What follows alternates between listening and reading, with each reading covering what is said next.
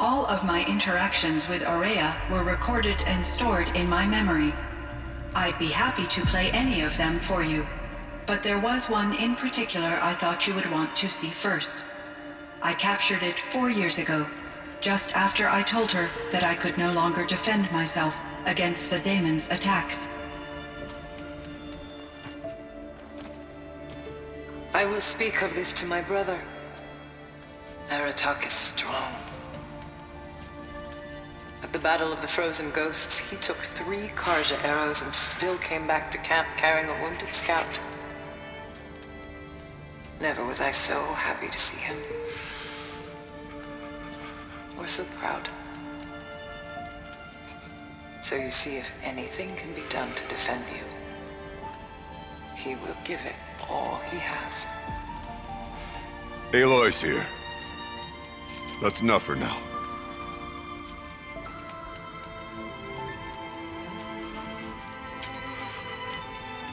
We can resume any time you like, Aratak, if you want to hear her voice again. Come closer, Aloy. We have much to discuss.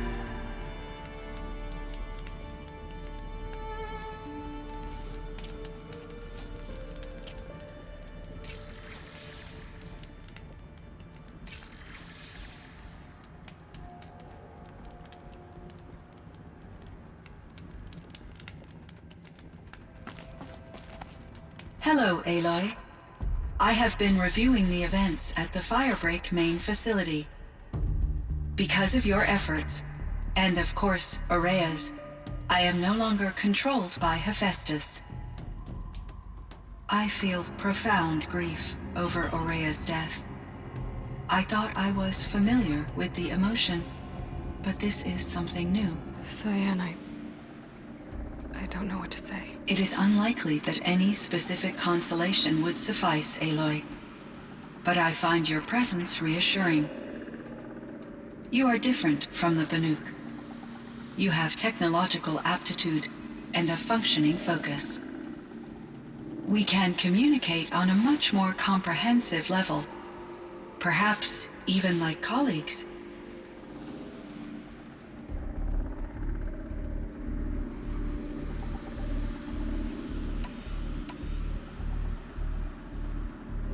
Was the daemon, Hephaestus, destroyed along with the cauldron? Unfortunately, no.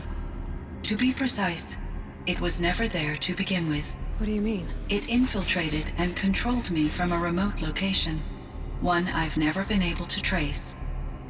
So while losing the cauldron was a setback... It's still out there. And probably not very happy with us. Undoubtedly.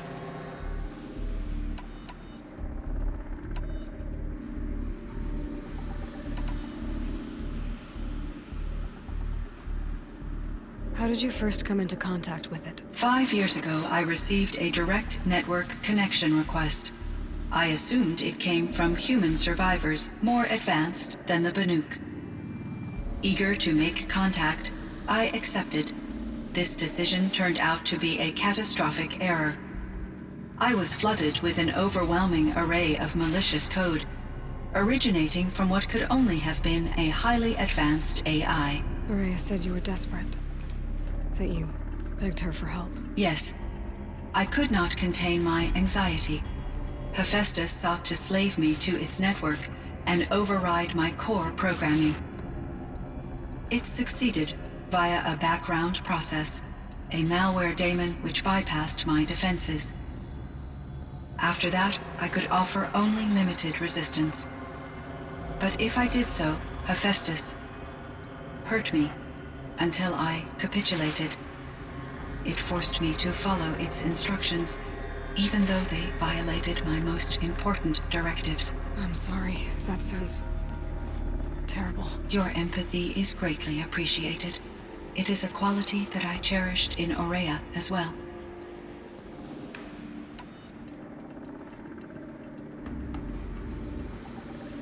I think I know where Hephaestus came from. Long ago, Elizabeth Sobek identified a threat that would destroy life on Earth for generations. So she assembled a team to build a kind of seed. A chance for life to regrow later. A terraforming system. And it worked. It was controlled by an AI named Gaia, along with her subordinate functions. Hephaestus was one of them. It built machines for her. Based on what you've told me, I believe that Dr. Anita Sandoval, my chief programmer, joined Elizabeth Sobek's team. It was she who arranged to have me put in suspension, most likely to preserve me from the threat you described. I'm glad she did. But that's not all. Something unexpected happened. 19 years ago, Gaia received some kind of signal. It did something to her subordinate functions, brought them to life.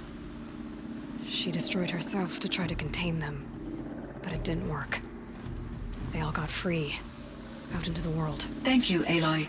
This information fills vital gaps in my knowledge and sheds light on Hephaestus's core programming.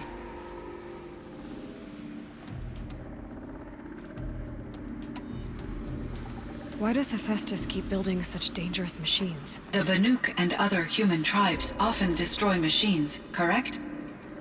Machines that are clearly servitors of the terraforming system that you described. Yes, we all hunt machines for parts. This must be the source of Hephaestus's aggression.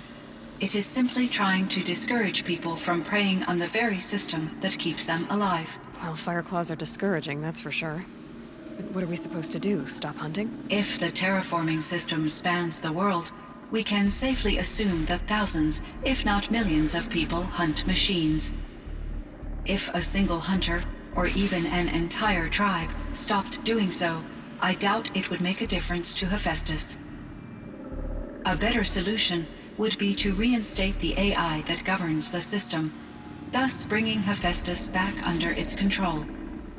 When I think of it, out there in some unknown location, free, hungry, willing to kill or dominate to get what it wants, I feel substantial anxiety, Aloy. You and me both, Cyan.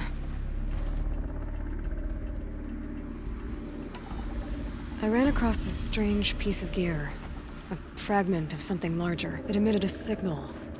All the nearby machines became peaceful. You could walk right up to them. Interesting.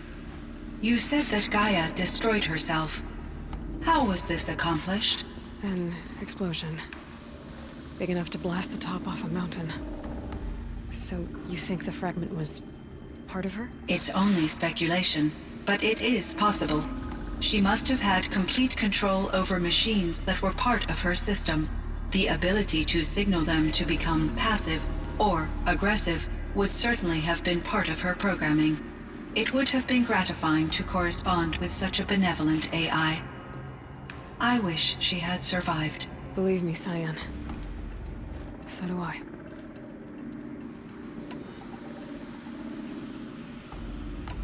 This Firebreak project, it was to stop a huge volcanic eruption? Yes. I can report the project was a success, and the risk was countered. But it's been a long time, Cyan. And we blew up the cauldron. It took most of the old facility with it. I have been active for centuries, Aloy. I was lonely, but not lax in my duties. I optimized the project, reducing energy draw and spreading the load across backup systems. Despite the destruction of the compromised elements of the main facility, I predict caldera stability for at least another 3,337 years. So we've got a little time. Yes. If only my former colleagues could appreciate the progress I have made.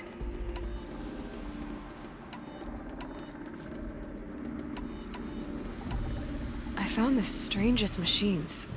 They're surrounded by flowers that look like flowers themselves. There's code embedded inside them. I think it's poetry. I like poetry.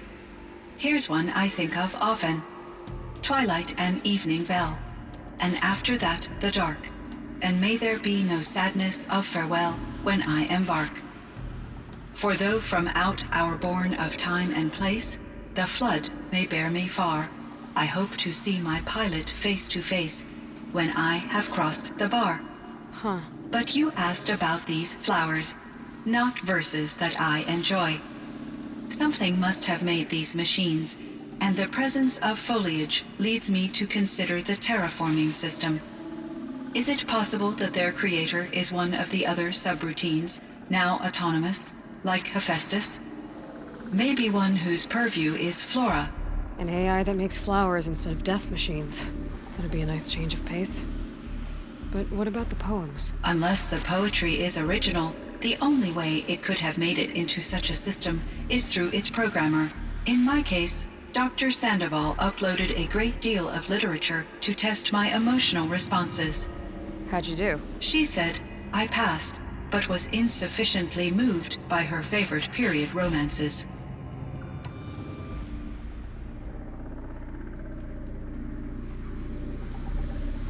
Why does Hephaestus keep building such dangerous machines? The Banuk and other human tribes often destroy machines, correct? Machines that are clearly servitors of the terraforming system that you described. Yes, we all hunt machines for parts. This must be the source of Hephaestus's aggression. It is simply trying to discourage people from preying on the very system that keeps them alive. Well, Fireclaws are discouraging, that's for sure. But what are we supposed to do? Stop hunting? If the terraforming system spans the world, we can safely assume that thousands, if not millions of people hunt machines. If a single hunter, or even an entire tribe, stopped doing so, I doubt it would make a difference to Hephaestus. A better solution would be to reinstate the AI that governs the system, thus bringing Hephaestus back under its control. When I think of it, out there in some unknown location, free, hungry, willing to kill or dominate to get what it wants, I feel substantial anxiety, Aloy. You and me both, Cyan.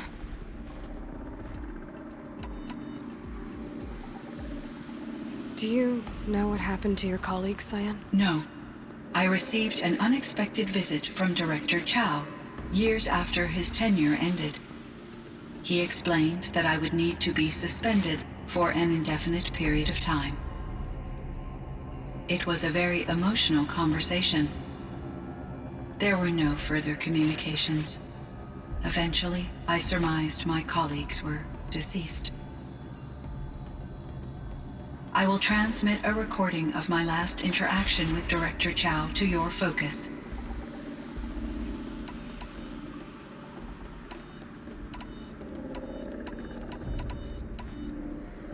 You meant a lot to Ourea. Once I understood Ourea's spiritual beliefs, it became apparent that her true desire was companionship.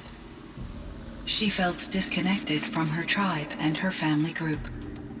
Her relationship with Aratak was difficult. Our visits seemed to help her, and I became eager for them. Yet I did not comprehend that the depth of Ourea's compassion for me would lead to self-sacrifice.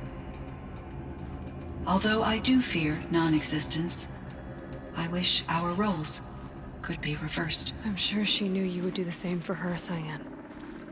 But she was determined.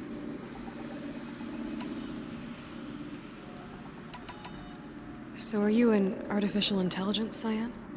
A thinking machine? Yes, I am an algorithmic monitoring entity, capable of rational decision-making and limited emotional response. Okay, that's a mouthful. But your emotions don't seem limited to me. You cared about Ourea, didn't you? Yes. Before she came to this facility, I had been conscious for centuries, in solitude. I focused on my work.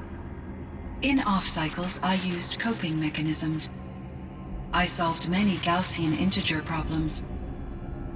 But I was alone. It was Ourea who renewed me, repaired me. She saved me.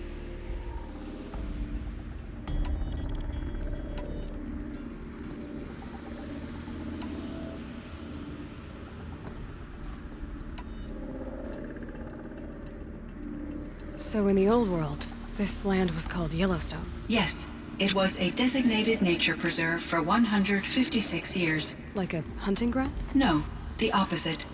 Local wildlife could flourish here, even as it faced extinction elsewhere. Unfortunately, the sensitivity of the Firebreak project required the total closure of Yellowstone facilities. From my readings and Aurea's descriptions, it seems the area has since undergone a drastic drop in year-long temperatures. A lot has changed in the world, Cyan. Cyan, do you know the name Ted Faro? Are you referring to Theodore Faro, CEO of Faro Automated Systems? That's him. Mr. Faro was the benefactor of the entire Firebreak project. A benefactor. But he made machines. Robots. War robots. Correct. His corporation later transitioned into military applications. But before this pivot, Mr. Faro spearheaded initiatives that reversed the global decline. At one point, he was feted in the media as the man who saved the planet. Guessing they wound up regretting that one. And Elizabeth Sobek. Did you know her? Are you referring to the scientist. Dr. Sobek was a leader in her field, one of the greatest scientists of her age. My creator was influenced by her work, which in turn impacted my own development. But I never met Dr. Sobek. That's all you know? I apologize if my lack of data has disappointed you.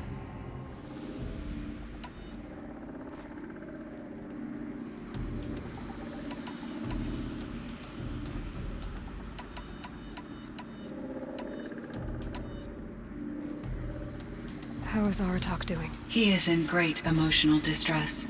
I believe he finds it difficult to communicate it. No surprise there. I will do what I can to help.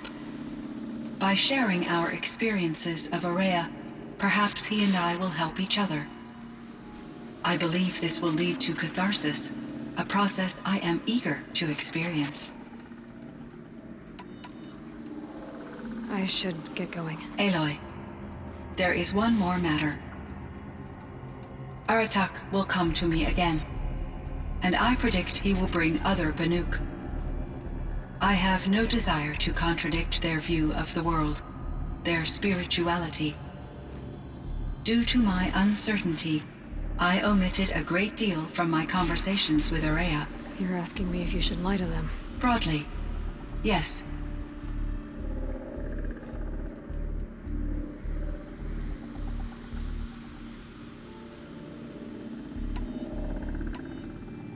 I trust your judgment, Cyan.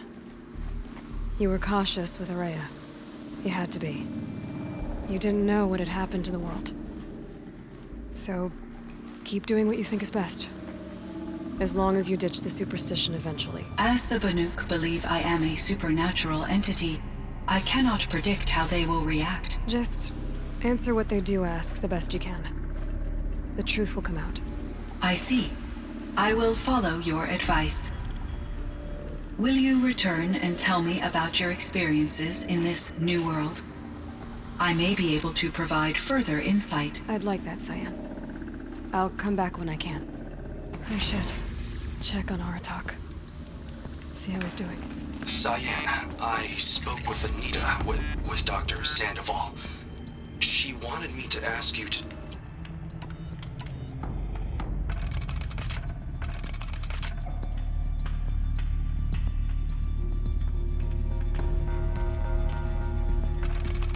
Cyan, I spoke with Anita, with Dr. Sandoval.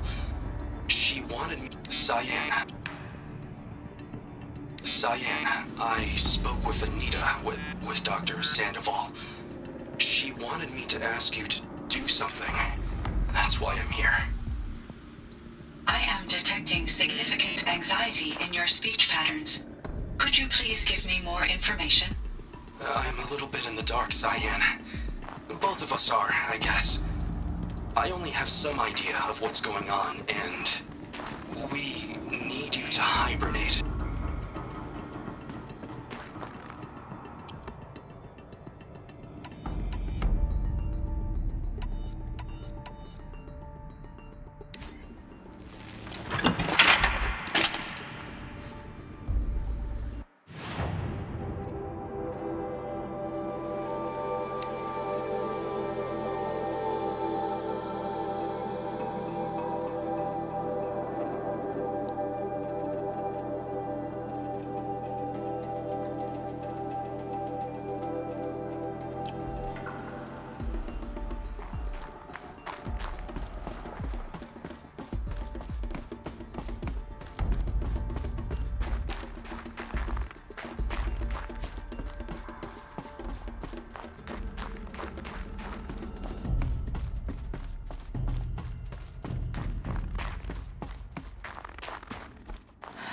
forget what warmth feels like out here.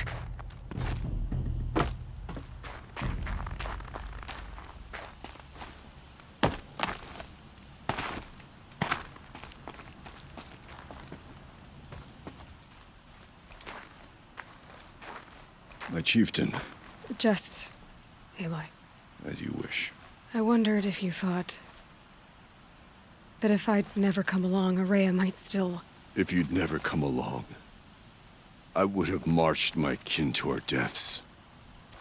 Ourea would be alone, and the spirit she sacrificed so much for would be lost. Either way, I would not have been able to protect her.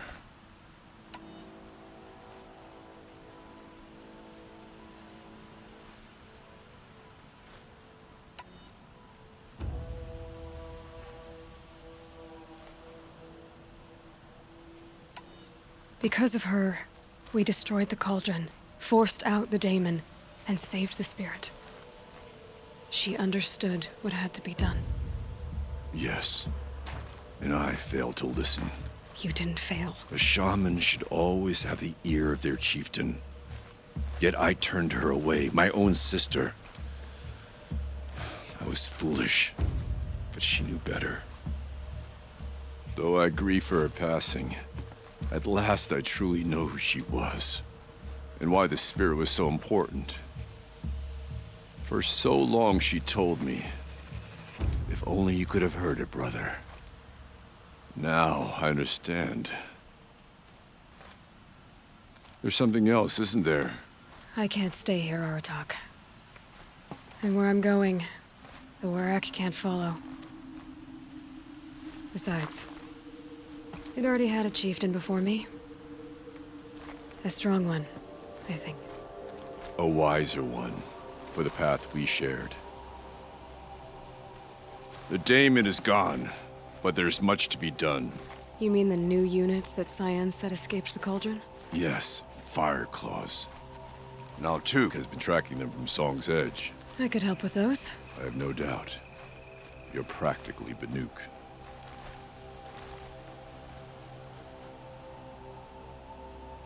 It would seem your time among the Banuk wasn't a waste after all. Firebreak, Cyan, Hephaestus. All very interesting. So, the signal that woke Hades woke Hephaestus too. And unleashed them on the world. As minds of their own. So it seems. Parts of Gaia given life. Aberrant life. Transformed from docile subordinate functions into rebellious intelligences beyond our understanding. Our current understanding, anyway. Whatever they are, they're still out there. And they both want you dead. Kind of mutual, that feeling. We haven't seen the last of Hephaestus, I'm certain of that. It's powerful, creative, and driven. It won't stop building new hunter-killers, which means that someday, we may have to stop it. We? Or whoever gets there first. Hephaestus wasn't the only thing I learned about in the Cut Silence. Heard some things about the Banuk Conclave, too. You could stop right there. Is that what you told the hunters the Banuk sent after you? Before you opened fire? Oh no, Aloy. Only to you do I extend the courtesy of a warning. My past and my secrets are my own. You do well to remember that. It's a good thing you've got brains, Silence, because your personality could use some work. This discussion is concluded. I think it was over before it began. Catch up with you down the trail.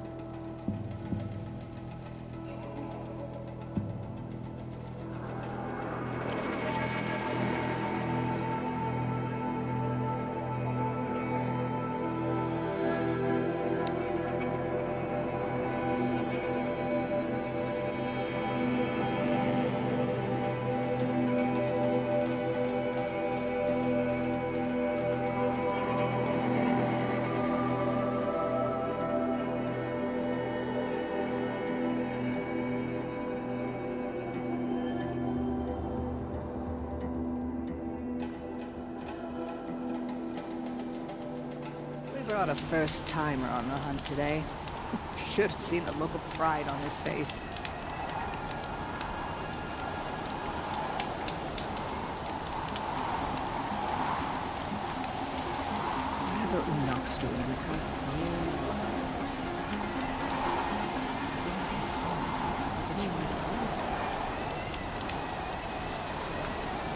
Outlander. It would be my honor to speak with you.